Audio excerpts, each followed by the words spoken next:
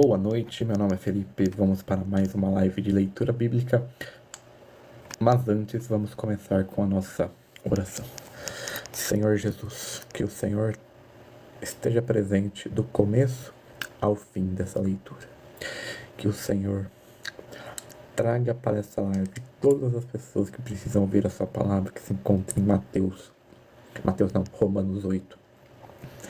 Que o Senhor esteja conosco. E eu já agradeço por isso. Então vamos lá. Antes de ler Romanos 8, eu vou ler a introdução do livro de Romanos da Bíblia, a mensagem. O evento que dividiu a história antes e depois e mudou o mundo... O evento que dividiu a história em antes e depois e mudou o mundo do acontecimento... O mundo aconteceu cerca de 30 anos antes de Paulo escrevesse essa carta. O evento, vida, morte e ressurreição de Jesus, aconteceu num canto remoto do grande Império Romano, a província da Judéia, na Palestina. Quase ninguém percebeu, certamente ninguém na atarefada e poderosa Roma. E quando a carta chegou a Roma, quase ninguém a leu. Pelo menos ninguém que tivesse influência. Havia muita coisa para ser lida em Roma: decretos imperiais, poesia da melhor qualidade, filosofia moral elaborada com requinte, poesia da melhor qualidade, filosofia moral, e se produzia boa parte desse material era o que de melhor se produzia no mundo. Mesmo assim, em pouco tempo, às vezes acontece, a carta superou todos os outros escritos. A carta de Paulo aos Romanos exerceu em seus leitores um impacto muito maior que as obras de todos os escritores romanos juntos. A rápida ascensão da carta até o ponto da influência é um fato extraordinário, pois foi escrita por um obscuro cidadão romano que não tinha muito contatos, mas tão logo iniciou sua leitura e percebemos o conteúdo excepcional, nem a obscuridade do escritor e dos seus leitores poderia mantê-la ignorada por muito tempo. A Carta aos Romanos é um tratado produzido por uma mente brilhante e apaixonada. É a gloriosa vida da mente dedicada ao serviço de Deus. Paulo toma o fato da morte e ressurreição de Jesus bem testemunhado e crido com devoção, e pondera sobre suas implicações, de que maneira a morte e a ressurreição de Jesus deram um novo rumo à história da humanidade e ao mesmo tempo afetaram a vida de cada homem, mulher e criança no planeta. O que Deus vai fazer? O que significa dizer que Jesus salva? O que está por trás de tudo isso e qual será o resultado? Essas são as questões que orientam o pensamento de Paulo. A mente de Paulo é flexível e aberta. Ele usa lógica, argumentação, poesia, imaginação, escritura, oração, criação, história e experiência. E entrelaça tudo nessa carta que torna o principal documento da teologia cristã. D. Diferente dos camponeses que viajavam com Jesus, Paulo era um intelectual, instruído pelos rabis, e, portanto, capaz de analisar passagens bíblicas. Ele também era conhecedor da lógica grega e aplicava seu conhecimento à história de Jesus. Mas sua obra exigiu muito mais que um trabalho de faculdade. Ele trabalhou suas ideias enquanto caminhava milhares e milhares através da árdua Turquia, queimado pelo sol escaldante e encharcado pela chuva, acampando no meio do nada, ou se hospedando ocasionalmente em estalagens cheias de pulgas. Ele refletia sobre a cruz, enquanto tentava acender o fogo para cozinhar num barco de madeira que corria o risco de incendiar se não fosse a água do mar respingando continuamente na proa. Paulo ainda não conhecia Roma, quando escreveu para os centenas de cristãos que lá residiam. Ele já havia encontrado alguns deles durante suas viagens em outras cidades, mas queria apresentar pessoalmente suas ideias àqueles que só tinham ouvido boatos, nem todos bons a seu respeito.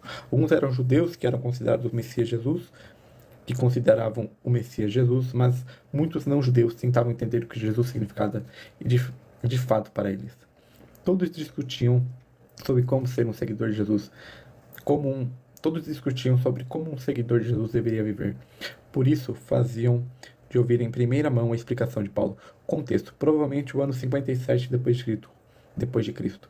Roma era gigante para a época. Mais de 1 milhão de pessoas enxameavam os concorridos conjuntos habitacionais, as vilas elegantes e as imponentes áreas publicadas de mármore. O palácio do imperador era um complexo imenso, porque os burocratas que controlavam o império eram, em sua maioria, empregados em sua casa. Os templos, alguns dedicados aos deuses tradicionais, outros a homens deificados, como Júlio César, estavam por toda parte. Nero, agora com 20 anos, havia se tornado imperador aos 17 depois de sua mãe assassinou o próprio marido, o imperador Cláudio. E é esse o contexto da parte que eu tô da série de Paulo, que tem na Disney Plus, que era da Record.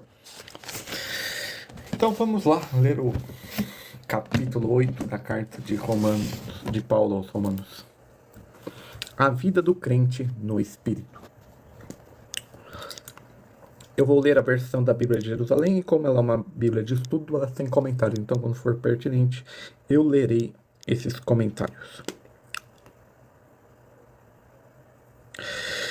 A vida do Espírito. Portanto, não existe mais condenação para aqueles que estão em Cristo Jesus. A lei do Espírito da vida em Cristo Jesus te libertou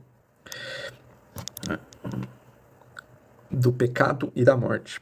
O regime do pecado e da morte, Paulo opõe o regime do novo Espírito. A palavra do Espírito dizia aqui que seja a própria pessoa do Espírito Santo, seja o Espírito do homem renovado na presença. Porque enfraquecida, de fato, coisa impossível a lei, porque enfraquecida pela carne. A lei mosaica, norma de conduta, não era o princípio de salvação. Só Cristo, destruindo a carne em sua pessoa, por sua morte, pode destruir o pecado que nela reinava. Deus, enviando seu próprio Filho em carne semelhante ao pecado e em vista do pecado, condenou o pecado na carne, a fim de que o preceito da lei, cujo cumprimento só é possível pela união com Cristo através da fé, resuma-se no mandamento do amor. Se cumpre em nós que não vivemos segundo a carne, mas segundo o Espírito. Com efeito, os que vivem segundo a carne desejam a coisa da carne, e os que vivem segundo o Espírito, as coisas que são do Espírito. De fato, o desejo da carne é a morte, ao passo que o desejo do Espírito é a vida e a paz. Uma vez que o desejo da carne é inimigo de Deus, pois não se submete às leis de Deus, e nem o pode, pois os que estão na carne não podem agradar a Deus. Vós não estão na carne, portanto, no Espírito, se é verdade que o Espírito de Deus habita em vós, pois quem não tem o Espírito de Cristo não pertence a ele.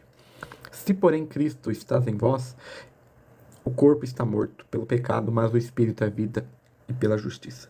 Essa razão dos pecados, capítulo 5, do versículo 12 em diante, o corpo está destinado à morte física e é instrumento de morte espiritual, mas o Espírito é vida e o poder da ressurreição. Aí a gente tem a outra nota. A ressurreição dos cristãos está em estreita dependência de Cristo. É pelo mesmo poder e pelo mesmo dom do Espírito que o Pai, por sua vez, o ressuscitará. Esta obra se prepara desde agora numa vida nova que se tornam filhos, a imagem do Filho. Incorporação ao Cristo ressuscitado que se realiza pela fé e pelo batismo.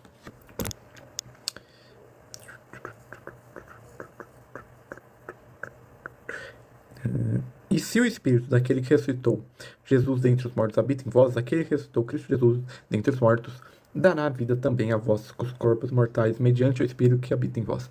Portanto, irmãos, somos devedores, não a carne, para que vivemos segundo a carne.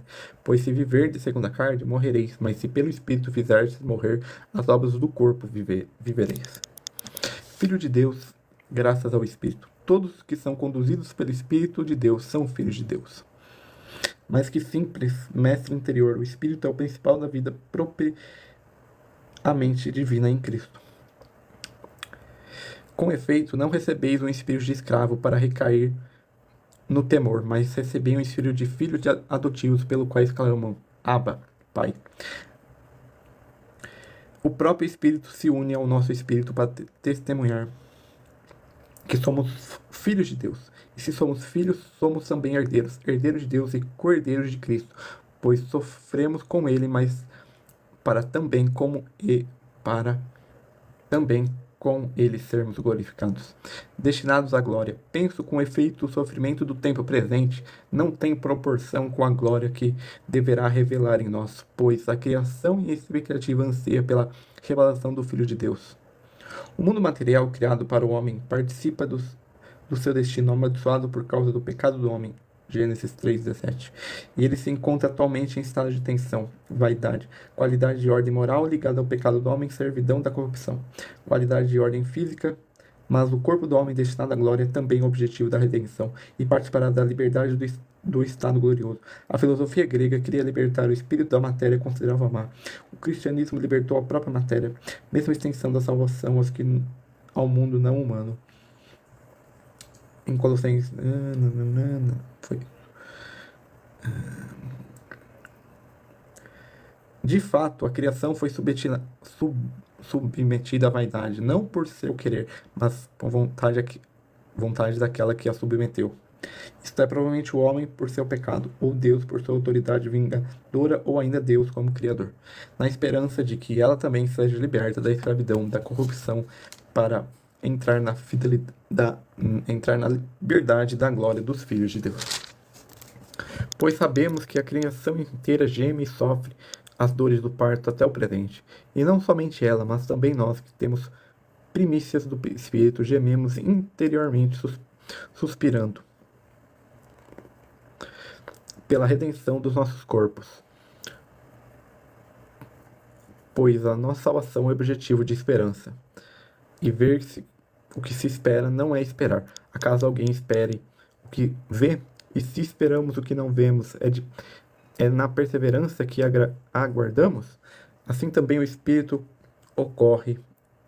socorre a nossa fraqueza, pois não sabemos o que pedir como convém, mas o próprio Espírito intercede por nós com gemidos inefáveis. E aquele que perscruta os corações sabe qual o desejo do Espírito, pois é segundo Deus que intercede pelos santos. A exemplo de Jesus, Mateus 6, 5 e 14, 23, e conforme o costume dos primeiros cristãos, Paulo recomenda frequentemente orar sem cessar. Ele mesmo reza sem descanso pelos seus fiéis, como por sua vez ele pede para que rezem por ele.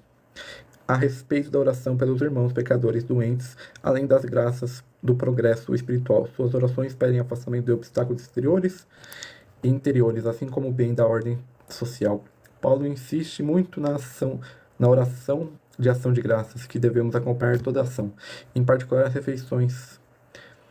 Ele mesmo inicia por ela todas as suas cartas e quer penetrar as suas relações dos cristãos entre si. A oração eucarística de Cristo é a alma da assembleia litúrgica, nas quais os irmãos se edificam mutuamente por cânticos inspirados, porque a oração cristã tem a sua fonte no Espírito Santo, em vez de atar-se a temas sapiências tradicionais sobre as contradições e eficácias da oração. Paulo lhe garante a eficácia pela presença do Espírito de Cristo no cristão, que faz orar como filho, enquanto o próprio Cristo, à direita de Deus, intercede por nós. Também o Pai atende com superabundância os cristãos que invocam o nome de Jesus, com relação à atitude exterior à oração.